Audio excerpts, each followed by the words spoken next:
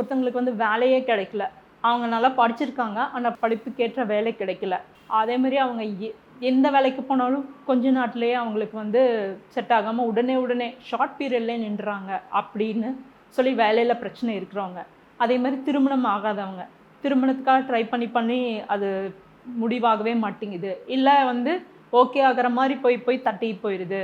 அதேமாரி வேலையில interview attend பண்ணி ஃபைனல் இதில தோத்து போயிடுறாங்க. இந்த மாதிரி வேலை கிடைக்காம, வேலை கிடைக்கிற மாரி போய் தடுதல் ஏற்படுறவங்க, திருமணம் சார்ந்து இந்த மாரி வேலை மற்றும் திருமணத்துக்கு வந்து பிரச்சனையா உள்ளவங்க என்ன பண்ணணும் அப்படின்னா வந்து, முருகனுக்கு விரதம் இருக்கணும்.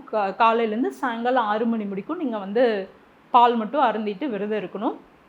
சாயங்காலம் 6 மணிக்கு மேலே முடிஞ்சா முருகன் கோயிலுக்கு போங்க. இல்லை வீட்லேயே கூட முருகனுக்கு வந்து துவரம்பருப்பு பாயசம் செஞ்சு வச்சு, தீபம் ஏத்தி, கந்த சஷ்டி கவசம் படிச்சு, உங்க விரதத்தை முடியுங்க. அதுக்கப்புறம் அந்த பாயசத்தை குடிச்சிட்டு, அதுக்கப்புறம் நீங்க வந்து திட ஆகாரம், அதாவது உணவு எடுத்துக்கலாம். இந்த மாதிரி 9 வாரமும் கண்டினியூஸா நீங்க வந்து விரதம் இருக்கணும்.